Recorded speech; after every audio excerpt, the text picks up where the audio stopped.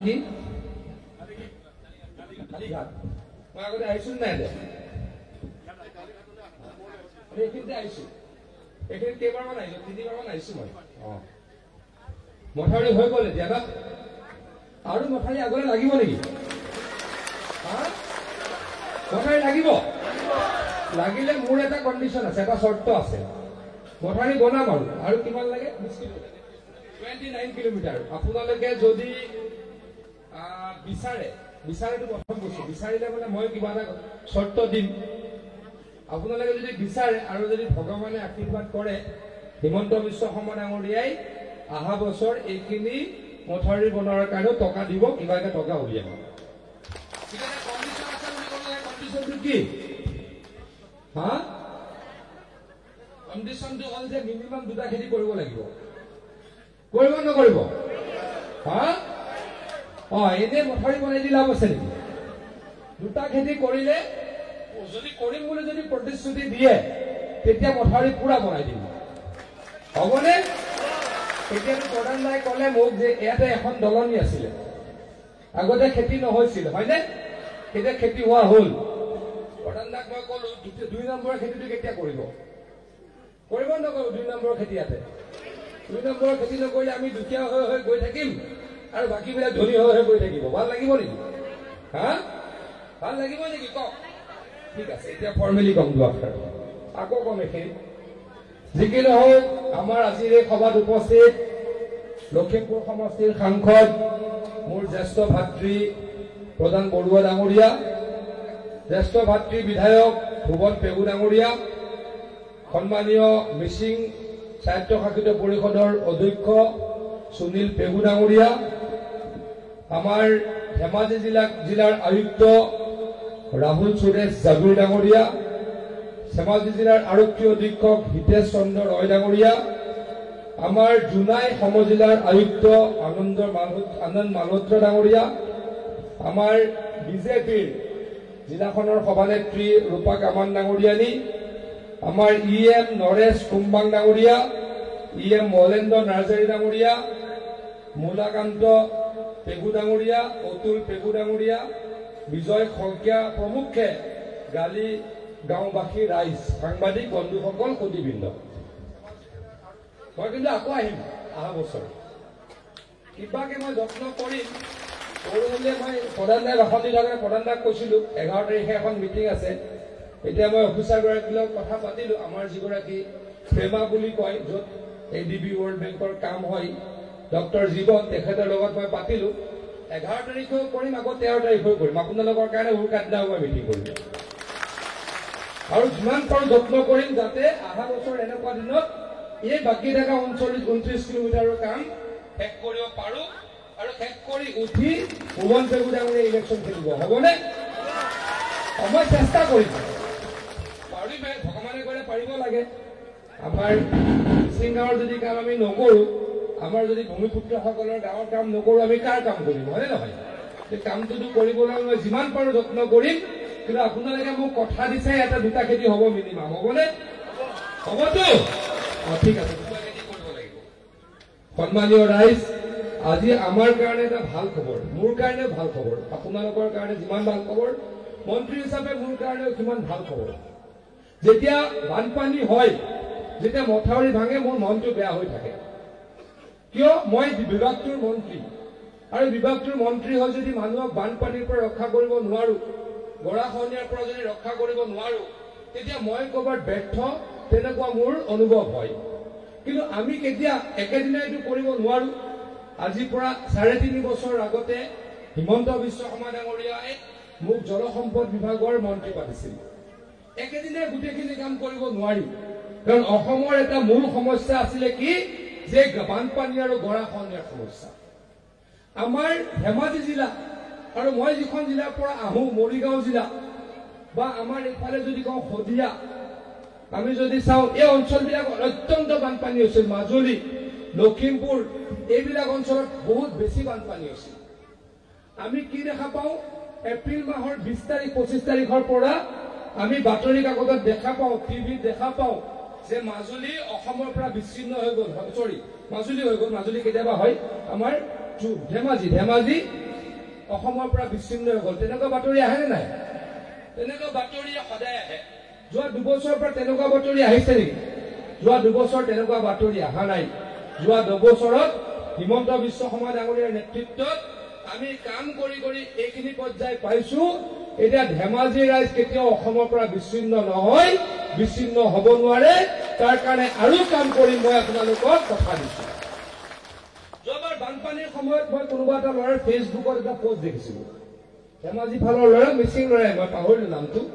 মই কি দিয়া দেখিলো যে আগতে বানপানী হয় ধেমাজিত, আজিকালি বানপানী হয় গুৱাহাটীত। হয়নে? তাৰমানে মনটো ভাল লাগে যে ধেমাজিত আজিকালি বানপানী নহয়, হয়নে নহয় কওক? আৰু যিখিনি হয় সেইখিনিও একেবাৰে নাইকিয়া কৰিম, মই আকৌ আপোনালোকক প্ৰতিশ্ৰুতি দিছো। আজি আমি এই যে কামৰ আৰম্ভণি কৰিবলৈ আহিছো, আজি ইয়াতে আমি 15 কিলোমিটাৰ মথাউৰিৰ নিৰ্মাণৰ কাম আৰম্ভ কৰিছো। 42 কোটি টকা আমি ইয়াতে আবণ্টন দিছো। ইয়াৰ পৰা মই আৰু প্ৰধান বৰুৱা ডাঙৰীয়া কলৈকে যাম, মাজুলীলৈকে যাম। মাজুলীটো আমি লুইত খাবলৈ, সেইটো মিচিং বসতি প্ৰধান অঞ্চল, অনুসূচিত জাতি আৰু অনুসূচিত জনজাতিৰ ব্যক্তি থাকে, কষ্ট কৰি খোৱা মানুহ থাকে আৰু গাঁৱৰ দুখীয়া মানুহ থাকে। গতিকে আমি সেই কাম কৰিমেই, সেই কাম কৰিবলৈ আকৌ ইয়াৰ পৰা যামগৈ। আজি হিমন্ত বিশ্ব শৰ্মা ডাঙৰীয়াৰ আগ্ৰহত আমি এই বছৰ কিমান কৰিম, অসমৰ 245 কিলোমিটাৰ মথাউৰি আমি নিৰ্মাণ কৰিম। যদি ভগৱানৰ আশীৰ্বাদত আৰু 150 কিলোমিটাৰ মথাউৰি কৰিব পাৰো, অসমত আৰু য'ত মথাউৰি বনাব পাৰি, তেনেকুৱা আৰু য'ত পাৰি কৈছো, তাত আৰু মথাউৰি বনাবলৈকে জাগা নাথাকিব। মানে কেতিয়াবা কেতিয়াবা কোনোবা জেগাত মথাউৰি বনাব নোৱাৰি। ব্ৰহ্মপুত্ৰৰ এনেকুৱা কিছুমান খুঁটি থাকে বা নদী কিছুমানৰ এনেকুৱা কিছুমান পাৰিপাৰ্শ্বিকতা থাকে, তাত নদী মথাউৰি বনাব নোৱাৰি। গতিকে তাক বাদ দি আমি অসমত যদি আৰু এই 250 কিলোমিটাৰ মথাউৰি হৈ যোৱাৰ পাছত আৰু যদি 150 কিলোমিটাৰ মথাউৰি ঘূৰাব পাৰো, অসমত ক'তো মথাউৰি নথকা জেগা নাথাকিব। আজিকালি আমি কি কৰিছো, এনেকৈ দিনে ৰাতিয়ে ডিপাৰ্টমেণ্টটোৱে বাৰিষা কাম কৰো, মথাউৰি ভাঙাৰ সংখ্যা কমিছে। যোৱা বছৰ আমাৰ ব্ৰহ্মপুত্ৰত আমাৰ ক'ত ক'ত মথাউৰি ভাঙিছিল? 3টা মথাউৰি ভাঙিছিল। এটা মাজুলীত, এটা আমাৰ বংকোৱাল, সেইখিনিও মিচিং গাঁৱত, বংকোৱাল বুলি কয় আমাৰ বোকাখাটত, আৰু এটা ভাঙিলে আমাৰ ক'ত, আমাৰ কলিয়াবৰত। এই 3টা মথাউৰি আপোনালোকে হয়তো দেখিছিল। আগতে যদি ক'ৰবাত মথাউৰি ভাঙিছিল, কিমান দিন লাগে মথাউৰিটো মেৰামতি কৰোঁতে? 1.5 বছৰ 2 বছৰ লাগে। কিন্তু হিমন্ত বিশ্ব শৰ্মা ডাঙৰীয়াৰ নিৰ্দেশত আজি আমি কি কৰো, যদি ক'ৰবাত মথাউৰি ভাঙে 15 দিনৰ ভিতৰত মথাউৰি মাৰি দিওঁ। মাজুলীতো আপোনালোকৰ বহুত চিনাকি মানুহ আছে। মাজুলীৰ খুদক বংকোৱালখন আকৌ কৈছো, আমাৰ বোকাখাটৰ বংকোৱাল, গোটেইখিনি আমাৰ মিচিং অধ্যুষিত অঞ্চল, তাত মথাউৰি ভাঙিছিল। তাত আপোনালোকে ফোন মাৰি সোধক যে এইবাৰ যে মথাউৰি ভাঙিছিল 15 দিনত মথাউৰি মেৰামতি হ'ল নে নাই। 15 দিনত আমি কিয় মথাউৰি মেৰামতি কৰা হলো, যে মথাউৰিটো যদি ক'ৰবাত ভাঙিল, ধৰি দিলো মে' মাহত মথাউৰিটো ভাঙিল, আকৌ একেবাৰে ছেপ্টেম্বৰ মানলৈকে পানী আহিয়ে থাকিল। যদি মথাউৰিটো মাৰি নিদিলো, গোটেই ছমাহ সেই অঞ্চলটো পানীত কি হয়, পানীত ডুব যায় আৰু মানুহ বাৰে বাৰে বাৰে ক্ষতিগ্ৰস্ত হয়। গতিকে আমি এতিয়া সেই পৰিৱেশটো হ'ব দিয়া নাই। আমি দিনে ৰাতিয়ে কাম কৰিছো, আমি মানুহক বচাবলৈ, মানুহক আগুৱাই লৈ যাবলৈ, মানুহৰ আৰ্থিক অৱস্থা ভাল কৰিবলৈ। কেতিয়াবা কেতিয়াবা মোৰ ফিল হয়, মই অৰিজিনেলি গাঁৱৰ ল'ৰা, আমি গোটেইবিলাক গাঁৱৰে, প্ৰধান দাও হয়, প্ৰধান দা চিলাপথাৰৰ কাৰণত, আমাৰ ভৱন দাও, চব আমি গাঁৱৰে, আপোনালোক আমি গাঁৱৰে। কিন্তু আজিৰ তাৰিখত মই গুৱাহাটীত থাকো, বা মোৰ গাঁৱৰ ঘৰটোতো আজি পানী নোসোমায়। কিন্তু পানী ক'ত সোমায়?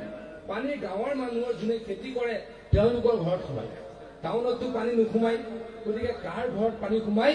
কষ্ট কৰি খোৱা মানুহখিনিৰ ঘৰত পানী সোমায়। সেইকাৰণে মোৰ আকৌ কৈছো, যেতিয়া ক'ৰবাত মথাউৰি ভাঙে, ক'ৰবাত যেতিয়া বানপানী ৰোধ কৰিব নোৱাৰো, মোৰ মনটো দুখত কান্দি উঠে। আৰু সেইকাৰণে মই সমগ্ৰ অসমখন বাৰে বাৰে ঘূৰি যাওঁ। আজি আপোনালোকৰ ইয়ালৈকে প্ৰত্যেক বছৰে 2বাৰ আহোৱেই। প্ৰত্যেক বছৰে ধেমাজিলেতো 5বাৰ মান আহো, জোনাইলে 2বাৰ মান আহোৱেই। কিয় আহো? যে বানপানীৰ পৰা আমাৰ গাঁৱৰ মানুহখিনিক মুক্ত কৰিব লাগিব, বানপানীৰ পৰা খেতিয়কসকলক মুক্ত কৰিব লাগিব। আৰু হিমন্ত বিশ্ব শৰ্মা ডাঙৰীয়াই যি সপোন দেখে, অসমক দেশৰ 5খন উন্নত ৰাজ্যৰ মাজলৈকে লৈ যাবলৈ, তেতিয়াহে আমি উন্নত ৰাজ্যৰ মাজলৈকে অসমক লৈ যাবলৈ পাৰিম।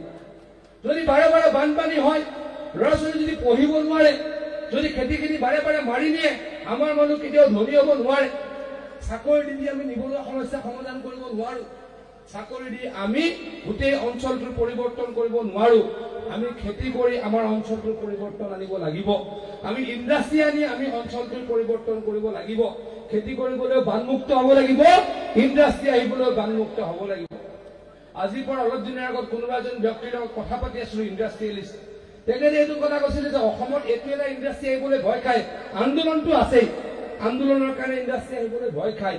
আৰু এটা কাৰণত ইণ্ডাষ্ট্ৰি আহিবলৈ, উদ্যোগ আহিবলৈ ভয় খায়, বানপানীৰ কাৰণে উদ্যোগ আহিবলৈ ভয় খায়। য'ত উদ্যোগটো হ'ব তাত বানপানী হ'লে বানপানীয়ে গোটেই উদ্যোগটো ধ্বংস কৰিব। কোনে টকা তাতে নিয়োগ কৰিবলৈ আহিব, কোনে ধনৰ নিয়োগ কৰিবলৈ আহিব। গতিকে ইণ্ডাষ্ট্ৰি নাহে। ইণ্ডাষ্ট্ৰি নহ'লে, খেতি নহ'লে আমি কেতিয়াও আগুৱাই যাব নোৱাৰো, আমি কেতিয়াও ধনী হ'ব নোৱাৰো। আমি সদায় দুখীয়া হৈ থাকিম আৰু লোকৰ ওপৰত নিৰ্ভৰ হৈ থাকিম। গতিকে সেই কথা হ'বলৈ আমি দিব নোৱাৰো। আমি তাৰ কাৰণে বানপানীৰ সমস্যা সমাধান কৰিবলৈ অতি তৎপৰ হৈছো আৰু হিমন্ত বিশ্ব শৰ্মা ডাঙৰীয়াই অতি তৎপৰ হৈছে অসমখনক বদলাই দিবলৈ। অহাকালি আপোনালোকৰ জোনালীকে আমাৰ অচ্যুত সিংঘাল ডাঙৰীয়া আহিব, স্বাস্থ্যমন্ত্ৰী। আহি পেলাই 100 বেডেড এখন হস্পিটেলৰ কাম আৰম্ভ কৰিব। চিন্তা কৰি চাওকচোন, 100 বেডেড হস্পিটেল এখন থাকিলে জোনাই মানুহৰ কিমান উপকাৰ হ'ব। ৰাতিপুৱা SDM গৰাকীৰ লগত কথা পাতি আছিলো, 6জন ডক্টৰ আছে আৰু অতি কমেও 10জন ডক্টৰ আহিব। অহাৰ লগে লগে পৰিৱেশটো বদলি হৈ যাব। আৰু অলপ দিনৰ ভিতৰত আমাৰ ধেমাজিত মেডিকেল কলেজ হৈ গ'ল। ধেমাজিত 2 বছৰৰ ভিতৰত পাঠ্যক্ৰম আৰম্ভ হ'ব, চিকিৎসা আৰম্ভ হ'ব। গতিকে আমাৰ ধেমাজি আৰু জোনাই মানুহৰ স্বাস্থ্য ভাল হ'ব। আৰু স্বাস্থ্য ভাল থাকিলে আমি খেতি কৰিব যাব পাৰিম, স্বাস্থ্য ভাল থাকিলেহে আমি স্কুললৈ যাব পাৰিম, স্বাস্থ্য ভাল থাকিলেহে আমি ইণ্ডাষ্ট্ৰীত গৈ কাম কৰিব পাৰিম, আমি কি কৰিব পাৰিম, কাম কৰিব পাৰিম। গতিকে স্বাস্থ্য আৰু শিক্ষাৰ ক্ষেত্ৰত আমাৰ চৰকাৰখনে যথেষ্ট কাম কৰিছে। আজি এইখন অসমত আজিৰ পৰা 9 বছৰ আগলৈকে মাত্ৰ 6খন মেডিকেল কলেজ আছিলে।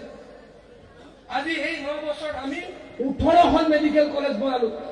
আৰু এখন এইমছ নৰেন্দ্ৰ মোদী ডাঙৰীয়াই উপৰিও দিলে, মানে 19খন মেডিকেল কলেজ আমাৰ বিজেপি চৰকাৰে বনালে। আজি অসমত ইঞ্জিনিয়াৰিং কলেজৰ সংখ্যা বহুত বেছি হৈ গ'ল। কংগ্ৰেছ চৰকাৰে 70 বছৰত অসমত মাত্ৰ 7খন ইউনিভাৰ্চিটি বনালে। আমি এতিয়ালৈকে এই 9 বছৰত 15খন বিশ্ববিদ্যালয় বনালো। কিমানখিনি সুবিধা কৰিছো চাওক ৰাইজ। আজি বগীবিলৰ দলঙেই কওক, আজি শদিয়াৰ দলঙেই কওক, আজি কলীয়া বঙলাৰ 2খন দলং হ'ল, গুৱাহাটীত 4খন দলঙৰ কাম, নিৰ্মাণৰ কাম চলি আছে। আৰু অলপ দিনৰ ভিতৰতে কুৰুৱা নাৰেংগী 5খন গুৱাহাটীত কাম চলিব। আৰু অলপ দিনৰ পাছতে আকৌ এখন দলং হ'ব, ক'ত, মৰিগাঁও আৰু দৰং সংযোগী দলং হ'ব। ব্ৰহ্মপুত্ৰৰ আগত এনেকৈ দলং কোনোবাই আগতে ভাবিব পাৰিছিল নেকি? কেইদিনমানৰ আগত যোৱা 30 ডিচেম্বৰ দিনাখন মই ক'ৰ পৰা আহিলো, ধুবুৰীৰ পৰা আহিলো, ফুলবাৰীৰ পৰা আহিলো, মানকাছাৰ জিলাৰ পৰা আহিলো। ধুবুৰী মানকাছাৰ, এতিয়া আগতে ধুবুৰী আছিলে, মানকাছাৰ জিলা হ'ল। তালৈকে গৈ দেখিলো 5,000 কোটি টকা ব্যয়েৰে নৰেন্দ্ৰ মোদী ডাঙৰীয়াই 20 কিলোমিটাৰ দীঘল ব্ৰহ্মপুত্ৰৰ ওপৰত দলং বনাইছে। কিমান কাম হৈছে আপোনালোকে চিন্তা কৰি চাওক। 20 কিলোমিটাৰ দলং আগতে কোনোবাই কল্পনা কৰিব পাৰিছিল? নৰেন্দ্ৰ মোদী ডাঙৰীয়াই কৰি দেখুৱালে। আজি আপোনালোকৰ এই মূল ৰাস্তাটো কলাজানলৈকে 4 লেন হৈ গ'ল। এতিয়া কালি প্ৰধান বৰুৱা ডাঙৰীয়াই ক'লে বাকীখিনিও কলাজানৰ পৰা একেবাৰে ক'লেকে নাৰায়ণপুৰলৈ গৈছে, পুৰণা গোগামুখলৈকে হৈ গ'ল আৰু বোলে গহপুৰলৈকেও হৈ যাব। চিন্তা কৰি চাওকচোন আপোনালোকে কি অৱস্থা আছিল, কি অৱস্থা হৈছে। এতিয়া আমি অলপ আগলৈ গ'লে, আধা ঘণ্টা গ'লে পাছিঘাটৰ পৰা ফ্লাইটত যাব পাৰোঁ। আগতে পাৰিছিলো নেকি কওক? আগতে পাৰিছিলো নেকি? অলপ গ'লে আমি ডিব্ৰুগড়ৰ পৰা ফ্লাইটত যাব পাৰোঁ। কিমান কমিউনিকেশ্যন ভাল হৈছে। এটা জাতি, এখন দেশ, এখন ৰাজ্য যদি আগুৱাই যাব লগা হয়, আমাৰ স্বাস্থ্য ভাল হ'ব লাগিব, শিক্ষা ভাল হ'ব লাগিব, আমাৰ কমিউনিকেশ্যন ভাল হ'ব লাগিব। এই 3টা কামতেই বিজেপি চৰকাৰে যিমান কাম কৰিছে আগতে কেতিয়াও কৰা নাছিল। মই উদাহৰণ আপোনালোকৰ আগত দাঙি ধৰিলো। কংগ্ৰেছ চৰকাৰে অসম 70 বছৰ চলাইছে বা 65 বছৰ কিবা চলাইছিল। তাৰ মাজত মাত্ৰ 6খন মেডিকেল কলেজ বনালে। আমি 19খন মেডিকেল কলেজ বনালো মাত্ৰ 9 বছৰত। কংগ্ৰেছ চৰকাৰে 65-70 বছৰত মাত্ৰ 7খন ইউনিভাৰ্চিটি বনাইছিল। আমি 9 বছৰত 14খন ইউনিভাৰ্চিটি বনালো, বিশ্ববিদ্যালয় বনালো। এয়া হৈছে ডিফাৰেঞ্চ, এয়া হৈছে পাৰ্থক্য। অসমত যিখিনি 4 লেন আছিল সেইখিনিও অটল বিহাৰী বাজপেয়ী ডাঙৰীয়াই আৰম্ভ কৰিছিল। কংগ্ৰেছে নতুনকৈ একো কৰিব পৰা নাছিলে। কেইদিনমানৰ পাছত আমি নুমলীগড় আৰু গহপুৰত আমি নদীৰ তলেদি যামগৈ। টানেল হ'ব 6 কিলোমিটাৰ দীঘল, আমি তলেদি যামগৈ। আমি ক'ৰবাত তলেদি কোনোবা গৈছো নে এতিয়ালৈকে? নদীৰ তলেদি গৈছো নেকি? ময়ো যোৱা নাই নদীৰ তলেদি, সঁচাকে ময়ো যোৱা নাই। এবাৰ এতিয়া কলিকতাত হৈছে, মই যাম বুলি ভাবি আছো। এবাৰ মুম্বাইতো হৈছে এটা হ'বলা, মুম্বাইতো মই এবাৰ গৈ চাই আহিম বুলি ভাবি আছো। মই আজিলৈকে যোৱা নাই নদীৰ তলেদি। আমি সকলোৱে নদীৰ তলেদি টানেলত ক'ত যাম? আমাৰ ব্ৰহ্মপুত্ৰৰ ওপৰত নুমলীগড় আৰু গহপুৰৰ মাজত ইয়াও কোনে বনাব? নৰেন্দ্ৰ মোদী ডাঙৰীয়াই বনাব, হিমন্ত বিশ্ব শৰ্মা ডাঙৰীয়াই বনাব। কিমান পৰিৱৰ্তন হৈছে আপোনালোকে কওক, কিমান পৰিৱৰ্তন হৈছে? ট্ৰেইনবিলাক কিমান ভাল হৈ গ'ল, ট্ৰেইনবিলাক কিমান। প্ৰধানদাই ক'লে যে সেয়াৰ পৰা আমি ৰাজধানী পাম আৰু প্ৰধানদাই এতিয়া মোক কৈ আছে অলপ ট্ৰেইন লাইন বনি আছে, হয়নে? পাছিঘাটলৈকে ট্ৰেইন লাইন বনি আছে। অলপ দিনৰ পাছতে ইয়ালৈকে আকৌ ৰাজধানী চলিব। চিন্তা কৰি চাওক আপোনালোকে কি আছিল আমি ক'লে গৈছো। তাৰ মাজতো আমি অসম চৰকাৰে দাৰিদ্ৰতা নিৰ্মূলৰ কাৰণে অলপ পিছ পৰি থকা নাই। অৰুণোদয় আমি দি আছো, যিটো কংগ্ৰেছে বেয়া পায়, যিটো বুদ্ধিজীৱীসকলে বেয়া পায়। গুৱাহাটীত বহি থাকে যিসকল বুদ্ধিজীৱী, যিসকল কিছু কিছু আছে সংবাদ গোষ্ঠীৰ মালিক, তেওঁলোকে অৰুণোদয় দিলে বেয়া পায়। আপোনালোকক অৰুণোদয় লাগে নালাগে কওক, লাগে নালাগে কওক। অনুৰোধ কৰিছো, কেমেৰা কেইটা ঘূৰাই সোধকচোন লাগে নালাগে। সাংবাদিকসকলক অনুৰোধ কৰিছো, মই সুধিম অৰুণোদয় লাগে নালাগে, আপোনালোকে কেমেৰা কেইটা ঘূৰাই দিয়ক। নালাগে বুলি কোনে ক'ব? অৰুণোদয় লাগিব নালাগিব কওক, অৰুণোদয় লাগিব নালাগিব কওক। অৰুণোদয় লাগিবতো। এতিয়া প্ৰতিদিনৰ মালিকে কয় অৰুণোদয় নালাগে, কিন্তু কোনটো লাগিব? প্ৰতিদিনৰ মালিকৰ কথা শুনিব লাগিব নে অৰুণোদয় লাগিব? কোনটো লাগিব কওক? গতিকে তেওঁলোকেতো ডাঙৰ মানুহ, তেওঁলোকে শীততাপ নিয়ন্ত্ৰিত ঘৰত থাকে, AC ৰুমত থাকে, অৰুণোদয় নালাগে। তেখেতলোকক অৰুণোদয় নালাগে, দুখীয়া মানুহক অৰুণোদয় লাগে। আৰু দিন আপোনালোকক প্ৰতিশ্ৰুতি দিছো, আৰু অলপ দিনৰ ভিতৰত অসমত প্ৰায় ৩৮ লাখ মানুহে অৰুণোদয় পাব, প্ৰত্যেকজনে অৰুণোদয় পাব। আপোনালোকক প্ৰতিশ্ৰুতি দিছো। ১.৫ লাখ চাকৰি দিছো, অকল অৰুণোদয় দিয়া নাই। ১.৫ লাখ চাকৰি দিছো। কোনে ক'ব নোৱাৰে ১ টকা কৰবাত আমি কোনোবাই খালো বুলি ক'ব পাৰে নেকি? ইয়াৰ পৰা কোনোবাই চাকৰি পাইছে নাই? এই পঞ্চায়তৰ পৰা, পঞ্চায়তৰ পৰা কোনোবাই পাইছে চাকৰি? পাইছে নে নাই? ঘৰটো দেখিলে লাগে নেকি ধনী ঘৰ টকা দি ল'ব পৰা চাকৰি? ঘৰটো দেখিলে লাগে নেকি? যাৰ ঘৰটো আপোনালোকে মনত পেলাওক, যোনে ইয়াৰ পৰা চাকৰি পাইছে তেওঁলোকৰ ঘৰটো দেখিলে লাগে নেকি যে চাকৰি টকা দি কিনিব পাৰে? লাগে তেনেকুৱা? তেনেকুৱা লাগে নেকি? আগতে তেনেকুৱা লাগিছিল, আজিকালি তেনেকুৱা নালাগে। কিয়নো এতিয়া অসমৰ মুখ্যমন্ত্ৰী হিমন্ত বিশ্ব শৰ্মা ডাঙৰীয়া। কোনে টকা দি চাকৰি ল'ব নোৱাৰে। যোনে ভালদৰে পঢ়িব তেওঁলোকে চাকৰি পাব, যোনে ভালদৰে পঢ়িব তেওঁলোকে চাকৰি পাব। আমি আকৌ কৈছো, আমি বহুত কাম কৰিছো, কিন্তু এনেকৈ ১.৫ লাখ চাকৰি দিয়া কোনো দেখা নাই। এখন চৰকাৰে ১.৫ লাখ চাকৰি দিয়া কৰবাত দেখিছিল আগতে? ৫টা বছৰ প্ৰধান দা আপুনি কেতিয়াৰ পৰা এমএলএ? ৯৬ চনৰ পৰা, হয়নে? ভুৱন দাস 2006ৰ পৰা, হয়নে নহয়? মই 2011ৰ পৰা। আমি বহুত সৰুৰ পৰা ৰাজনীতি কৰো। আজি যদি মোৰ বয়স ৪৭ হৈছে, মই ১৮-২০ বছৰৰ পৰা ৰাজনীতি কৰিছো, ২৫ বছৰ ৰাজনীতি কৰিছো। তাৰ আগতো ৰাজনীতিৰ বিষয়ে প্ৰত্যেক দিনাই খবৰ ৰাখো। আমি কেতিয়াও দেখা নাই কোনোবা এখন চৰকাৰে ১.৫ লাখ চাকৰি দিব পাৰিব, কোনোবা এখন চৰকাৰে টকা নোলোৱাকৈ চাকৰি দিব পাৰিব বুলি আমি ভাবা নাছিলো, দেখা নাছিলো। APSCৰ চাকৰি যোন ACS অফিচাৰ হয়, APS অফিচাৰ হয়, তেওঁলোকে কংগ্ৰেছৰ দিনত চোকা ল'ৰাকেইটাই লাজ পায়, চোকা ল'ৰাকেইটাই যদি ক'ৰবাত টকা দি চাকৰি লোৱা নাই, তেওঁলোককো মানুহে কয় তোমালোকে টকা দি চাকৰি লৈছা। কিয়? তেতিয়া টকা নিদিলে কোনো চাকৰি নাপাইছিল। ৫০ লাখ টকা ACSৰ চাকৰিৰ দাম হৈছিলে, ৭০ লাখ টকা ACS APSৰ চাকৰিৰ দাম হৈছিলে। আজি সেই কথা হ'ব নোৱাৰে। সেইকাৰণে কোনে এতিয়া ACS APSৰ চাকৰি পায়? গাঁৱৰ ল'ৰা ছোৱালীয়ে পায়, হয়নে নহয় কওক? হয়নে নহয় কওক? এতিয়া কোন ল'ৰা ছোৱালীয়ে ACS APSৰ চাকৰি পায়? গাঁৱৰ ল'ৰা ছোৱালীয়ে পায় নে নাপায়? ইয়াত কোনোবা গাঁৱৰ ল'ৰা ছোৱালীয়ে পাইছে নাই চাকৰি? পাইছে। এই বছৰে মোৰ সমষ্টিৰ 2টা গাঁৱৰ ল'ৰাই, ভিতৰৰ গাঁৱৰ ল'ৰাই ACSৰ চাকৰি পাইছে। আগতে কল্পনা কৰিব পৰা নাছিলে। এইদৰে আমি কি কৰিছো? অসমৰ প্ৰত্যেকগৰাকী ব্যক্তিক সহায় কৰিবলৈ যত্ন কৰিছো। মাইক্ৰ' ফাইনেন্সৰ ঋণ লোৱা কোনোবা মহিলা আছে নেকি ইয়াতে? মাইক্ৰ' ফাইনেন্সৰ পৰা লোন লৈছিল নেকি কোনোবাই? কোনো লোন লোৱা নাছিল ইয়াতে? কোনোবাই লোন লৈছিল নেকি ইয়াতে? মাইক্ৰ' ফাইনেন্সৰ বন্ধন বেংকৰ লোন লৈছিল নেকি? হা, লৈছিলে নাই? লৈছিলে। ল'লে ল'বই ক'ব লাগে। টকাবিলাক মাৰি দিছো নে আমি কওক? অসমৰ 11 লাখ মহিলাৰ ২১০০ কোটি টকা চৰকাৰৰ পৰা মাৰিছো। কোনো ভাবিব নোৱাৰে। কোনো হেৰিও নাই। কোনোবাই কেতিয়াবা কৈ দিয়ে প্ৰথমে কয় টকা কিয় দিব লাগে, কংগ্ৰেছে কয় প্ৰথমে টকা কিয় দিব লাগে, তাৰপিছত দি দিও কয় কি হিমন্ত বিশ্ব শৰ্মাৰ ঘৰৰ টকা নিবা। চৰকাৰখন আপোনাৰ ঘৰৰ টকাৰে চলে, কিন্তু দিয়াৰ কাৰণে মন থাকিব লাগিব, দিয়াৰ কাৰণে মন থাকিব লাগিব। এইবাৰ আমি নিযুত মহিলাৰ ছোৱালীবিলাকক কি দিলো, 1000 টকা, 1250 টকা, 1500 টকা দিছো নে নাই? ইয়াতে পাইছে নে নাই? ৰণোজ দাই মন্ত্ৰী, ৰণোজ দাই এইবিলাক কাম কৰি আছে। চাইকেল দিলো লাখ লাখ, 3.5 লাখ ছোৱালী ল'ৰা ছোৱালীক চাইকেল দিছো, যাতে দূৰৰ স্কুল বুলি যাতে পঢ়াই দিব নালাগে, দূৰৰ স্কুল বুলি যাতে পঢ়াই দিব নালাগে, সকলো যাতে ভালদৰে পঢ়া শুনা, সকলো যাতে ভালদৰে পঢ়া শুনা কৰে। আৰু যিসকল ছোৱালীয়ে হায়াৰ ছেকেণ্ডেৰীত 60% নম্বৰ পাইছিলে, যিসকল ল'ৰাই হায়াৰ ছেকেণ্ডেৰীত 75% নম্বৰ পাইছিলে, তেওঁলোকক আমি স্কুটি দিয়াৰ ব্যৱস্থা কৰিছো নে নাই কওক? কৰিছো নে নাই কওক? হা, ভাল হৈছে নে বেয়া হৈছে? এইবিলাক কৰিলে গুৱাহাটীত বহি থকা কিছুমান চকু চৰহা মানুহ আছে, তেওঁলোকে বেয়া পায়। চকু চৰহা গুৱাহাটীত কিছুমান মানুহ আছে, তেওঁলোক বুদ্ধিজীৱী, কিছু সকলো নহয়, তেখেতলোকে এইবিলাক বেয়া পায়। কিছু চকু চৰহা বুদ্ধিজীৱীয়ে নিযুত মইনা দিলে বেয়া পায়, কিছু চকু চৰহা বুদ্ধিজীৱীয়ে আমাক অৰুণোদয় দিলে, আমাৰ মানুহক অৰুণোদয় দিলে বেয়া পায়, বিনামূলীয়া চাউল দিলে বেয়া পায়, কিন্তু আমাৰ গাঁৱৰ মানুহে বেয়া নাপায়। বেয়া পায় নেকি কওক? বিনামূলীয়া চাউল বেয়া পায় নেকি? গতিকে যিহেতু আপোনালোকে বেয়া নাপায়, আৰু দিম আৰু আপোনালোকক সেৱা কৰিম প্ৰতিশ্ৰুতি দিছো। এইটো হ'ব পাৰে নেকি? বোলে চাউল দিছো ৰাস্তা বনোৱা নাই, এনেকুৱা হৈছে নেকি? বিনামূলীয়া চাউল দিলো, অৰুণোদয় দিলো, ৰাস্তা বনাব পৰা নাই, এনেকুৱা হৈছে নেকি? ৰাস্তাটো বনাই আছো। কংগ্ৰেছ চৰকাৰে কেই কিলোমিটাৰ মথাউৰি বনাইছিলে কওক? কেই কিলোমিটাৰ মথাউৰি বনাইছিলে? 0 কিলোমিটাৰ, হয়নে?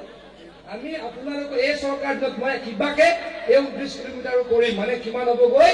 আপোনালোকে 55 কিলোমিটাৰ মথাউৰি হ'ব, হয়নে? আগতে 0 কিলোমিটাৰ, এতিয়া 55 কিলোমিটাৰ, হয়নে নাই কওক?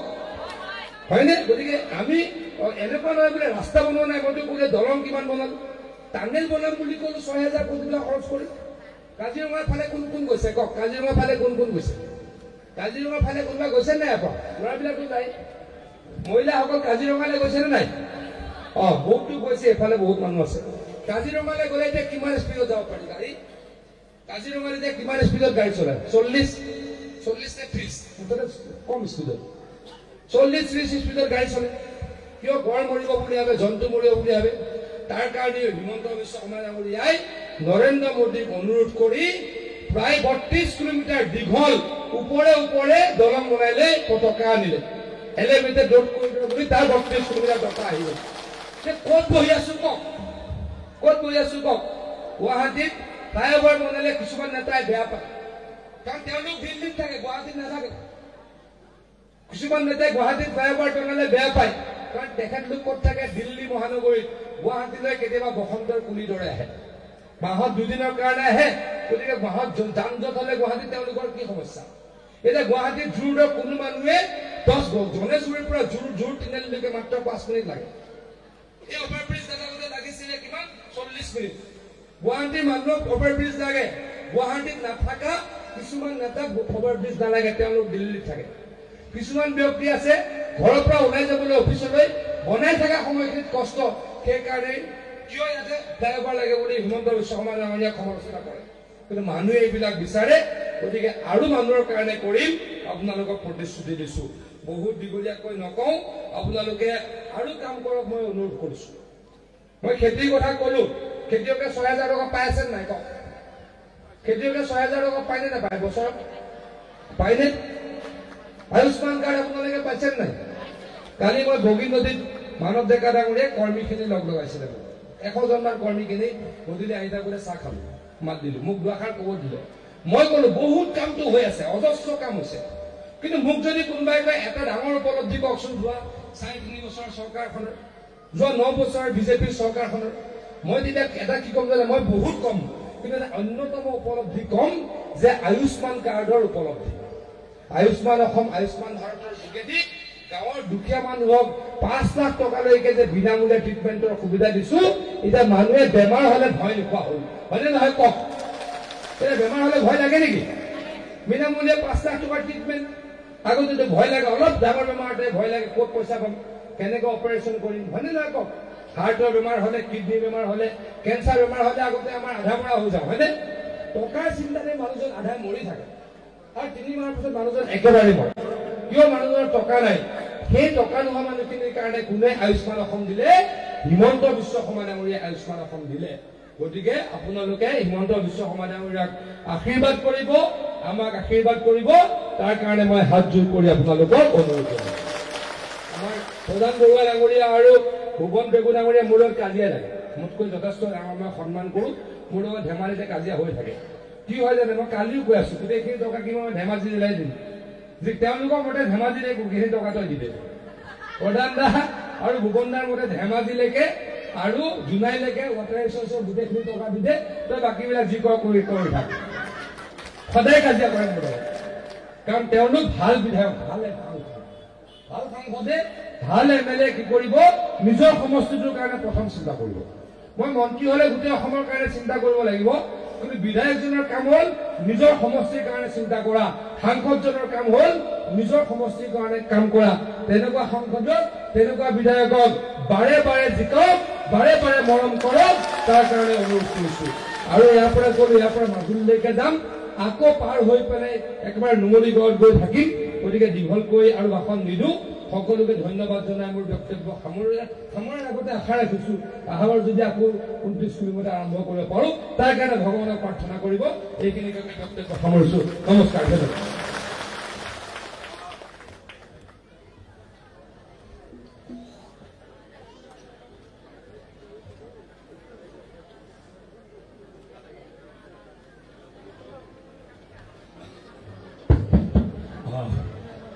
মিটিংটো সামৰাৰ আগতে মন্ত্ৰী মহোদয়ক আৰু এটা ধন্যবাদ দিব লাগে লিষ্টটো যেতিয়া জল সম্পদ বিভাগৰ ক'ত কিমান টকা এইবাৰ আবণ্টন হৈছে মথাউৰি আবণ্টন হৈছে বুলি কওঁতে অসমৰ ভিতৰতে হায়েষ্ট টকাটো জোনাই সমষ্টিক দিছে এইবাৰ তাৰ কাৰণে